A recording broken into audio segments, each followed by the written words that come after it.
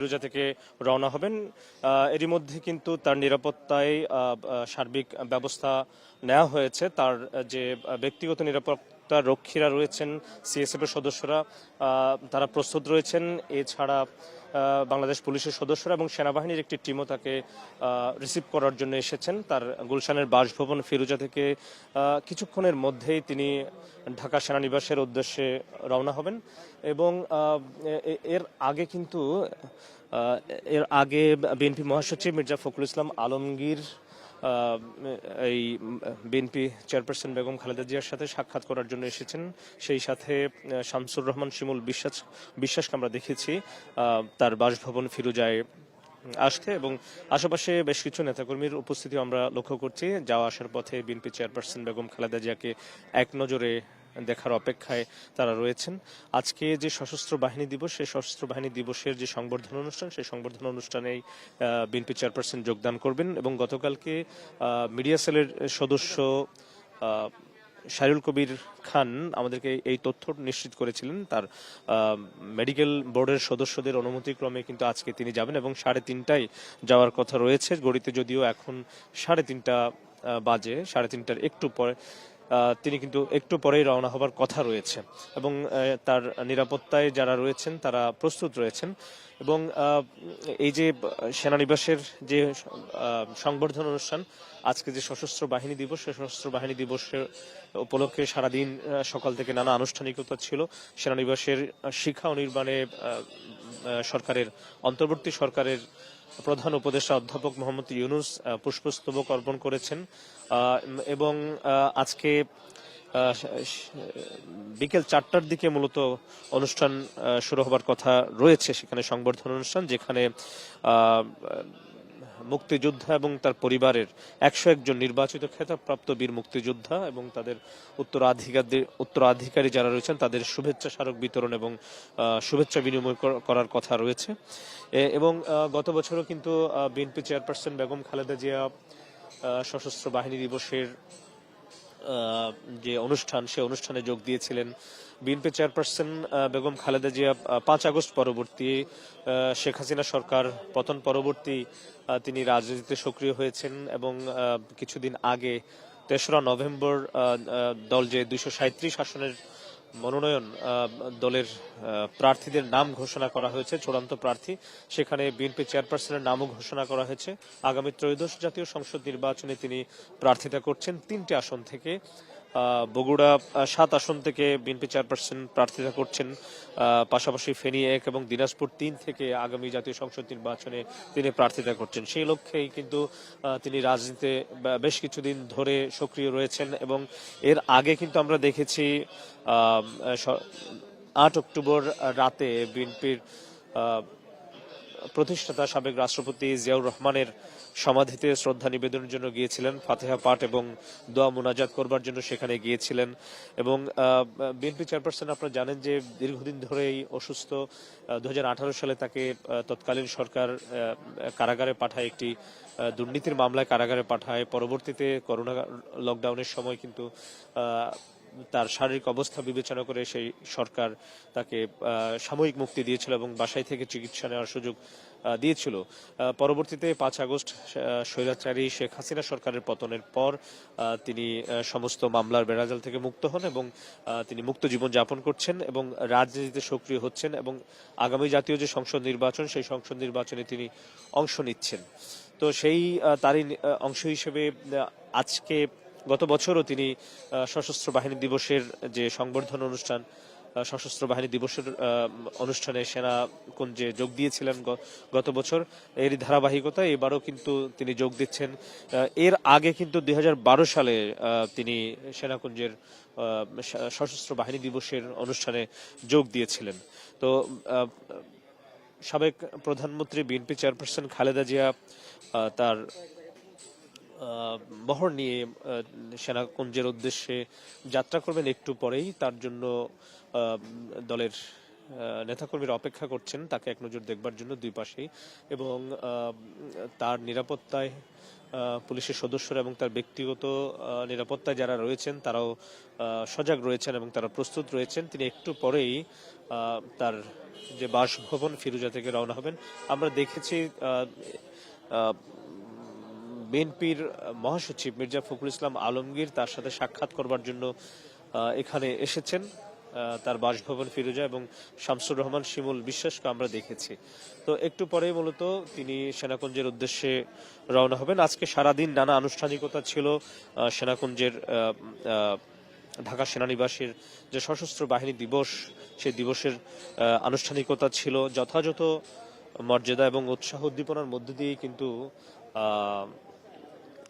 আজকের এই সশস্ত্র বাহিনী দিবস পালিত হচ্ছে, এবং দেশের সকল সেনা নিবাস, নৌঘাটি এবং বিমান বাহিনীর যে ঘাঁটি, সেই ঘাঁটিগুলোতে ফজরের নামাজের পরে নামাজ শেষে মোনাজাতের মধ্য দিয়ে কিন্তু দিনের কর্মসূচি শুরু হয়, এবং মোনাজাতে দেশের কল্যাণ এবং সমৃদ্ধি এবং সশস্ত্র বাহিনীর উত্তরোত্তর উন্নতি এবং অগ্রগতি এবং স্বাধীনতা যুদ্ধে যারা আত্মোৎসর্গকারী ছিলেন তাদের রুহের মাগফিরাত কামনা করা হয়। সকালে প্রধান উপদেষ্টা অধ্যাপক মোহাম্মদ ইউনূস সশস্ত্র বাহিনী দিবস উপলক্ষে সেনানিবাসের শিখা ও নির্বাণে পুষ্পস্তবক অর্পণ করেন এবং ভিজিটর বইতে তিনি স্বাক্ষর করেন।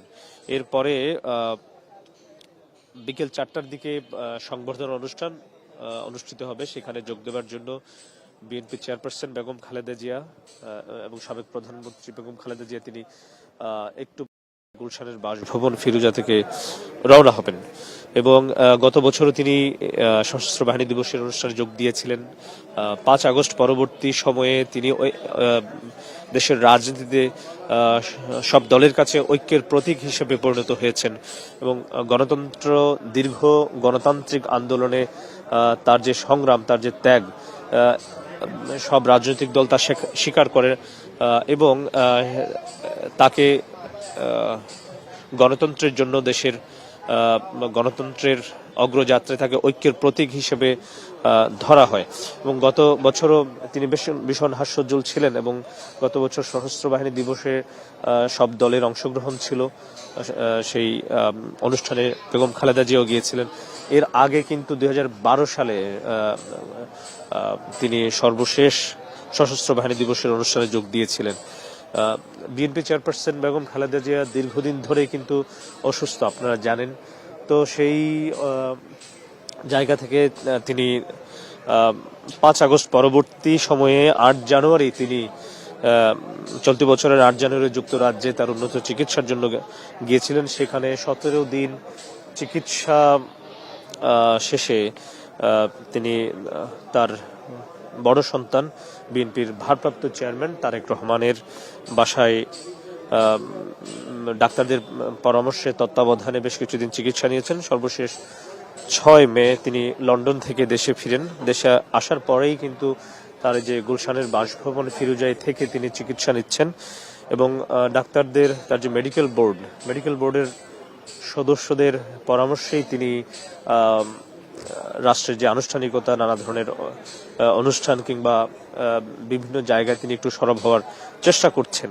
এবং যেহেতু ত্রয়োদশ জাতীয় সংসদ নির্বাচন ফেব্রুয়ারির প্রথমার্ধেই হওয়ার কথা রয়েছে, সেই জায়গা থেকে তিনি 3টি আসন থেকে দল তাকে মনোনয়ন দিয়েছে। বগুড়া 7, ফেনী 1 এবং দিনাজপুর 3 থেকে তিনি সংসদ সদস্য আগামী জাতীয় সংসদ নির্বাচনে প্রার্থিতা করবেন। সেই জায়গা থেকে তার যে রাজনীতিতে সক্রিয় হবার যে দীর্ঘদিন পর অসুস্থতার মধ্যে তিনি রাজনীতিতে তেমন সক্রিয় থাকতে পারেননি, এবং আগামী নির্বাচন ঘিরে তিনি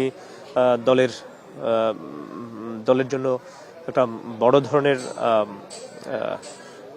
আশার বাতিঘর হিসেবে রূপান্তরিত হয়েছেন। সেই জায়গা থেকে তিনি সক্রিয় হওয়ার চেষ্টা করছেন, এবং কিছুদিন আগেও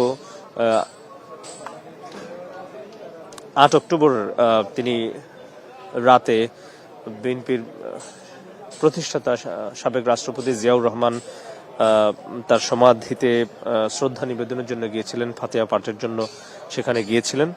তো সেই জায়গা থেকে তিনি রাজনীতিতে সক্রিয় হচ্ছেন এবং দলের নেতাকর্মীদের উজ্জীবিত করবার জন্য এবং বিভিন্ন অনুষ্ঠানে যোগ দিচ্ছেন, বক্তব্য রাখছেন ভার্চুয়ালি। দলের নেতাকর্মীদের কাছেও কিন্তু আগামী নির্বাচন ঘিরে তার যে অংশগ্রহণ তা নিয়ে এক ধরনের উচ্ছ্বাস রয়েছে এবং তার দিক নির্দেশনা, তার যে নির্বাচনে অংশগ্রহণ করবার মধ্য দিয়ে দল বাংলাদেশ জাতীয়তাবাদী দল বিএনপি আরও একবার উজ্জীবিত হচ্ছে। আমরা অপেক্ষা করছি। তিনি 3:30টার দিকে বের হওয়ার কথা রয়েছে, যদিও ঘড়িতে এখন 3:43, 4টায় সেনানিবাসের যে সংবর্ধনা অনুষ্ঠান, সেই সংবর্ধনা অনুষ্ঠানের আনুষ্ঠানিকতা শুরু হবার কথা রয়েছে। তার ফিরোজা থেকে বের হওয়ার আগে তার নিরাপত্তায় যারা রয়েছেন পুলিশের সদস্যরা এবং তার ব্যক্তিগত নিরাপত্তা রক্ষী যারা রয়েছেন, সিএসএফ সদস্য যারা রয়েছেন, তারা সব ধরনের প্রস্তুতি সম্পন্ন করে রেখেছে এবং তাকে রিসিভ করবার জন্য সেনাবাহিনীর একটি টিম আমরা দেখতে পাচ্ছি। এবং এই আশপাশের সড়কগুলোতে যান চলাচল কিংবা তার বাসভবনের দুই পাশে খানিকটা ব্যারিকেডও দেওয়া হয়েছে, যাতে করে সর্বসাধারণ এই সড়ক দিয়ে যাতায়াত করতে না পারে, তার নিরাপত্তায় যেন কোনো ধরনের বিঘ্ন না ঘটে সেই ব্যবস্থাও করা হয়েছে। তো বিএনপি মহাসচিব মির্জা ফখরুল ইসলাম আলমগীর তার সাথে সাক্ষাৎ করবার জন্য এসেছেন। আমরা বিএনপির নেতা শামসুর রহমান শিমুল বিশ্বাসকেও দেখেছি তার সাথে সাক্ষাৎ করতে এসেছেন। এবং গত বছর কিন্তু 5 আগস্ট পরবর্তী প্রেক্ষাপটে বিএনপি চেয়ারপারসন বেগম খালেদা জিয়া সশস্ত্র বাহিনী দিবসের অনুষ্ঠানে যোগ দিয়েছিলেন। সেখানে এনসিপি সহ, জামায়াত সহ সব রাজনৈতিক দল, গণতন্ত্রকামী দল, ফ্যাসিবাদ বিরোধী রাজনৈতিক দলগুলো অংশগ্রহণ করেছিল। তো তারই ধারাবাহিকতা হিসেবে আজকের সশস্ত্র বাহিনী দিবসের সংবর্ধনা অনুষ্ঠানে যোগ দেবার জন্য সাবেক প্রধানমন্ত্রী বেগম খালেদা জিয়া একটু পরেই রওনা হবেন এবং সেখানে খেতাবপ্রাপ্ত বীর মুক্তিযোদ্ধা যারা রয়েছেন এবং তাদের উত্তরাধিকারী যারা রয়েছেন তাদেরকে সংবর্ধনা দেবার কথা রয়েছে। অনুষ্ঠানে প্রধান উপদেষ্টা 101 জন নির্বাচিত খেতাবপ্রাপ্ত বীর মুক্তিযোদ্ধা উত্তরাধিকারীদের মধ্যে শুভেচ্ছা স্মারক বিনিময় ও শুভেচ্ছা বিনিময় করার কথা রয়েছে এবং বিকেল 4টার দিকে আনুষ্ঠানিকতা শুরুর কথা রয়েছে। সেনাকুঞ্জের যে সংবর্ধনা অনুষ্ঠান সশস্ত্র বাহিনী দিবস উপলক্ষে, সেই আনুষ্ঠানিকতা শুরু হবার কথা রয়েছে। তো বিএনপি চেয়ারপারসন বেগম খালেদা জিয়া একটু পরেই কিন্তু তিনি রওনা হবার কথা রয়েছে। 3:30টায় যদিও তার রওনা হবার কথা রয়েছে, তারপর আমরা অপেক্ষা করছি, সাংবাদিকরা অপেক্ষা করছে তিনি যখনই রওনা হন কিংবা তার বাসভবন ফিরোজা থেকে বের হন আমরা আরেকবার সংযুক্ত হব। দর্শক, এই ছিল বিএনপি চেয়ারপারসনের যে গুলশানের বাসভবন ফিরোজা থেকে তার সব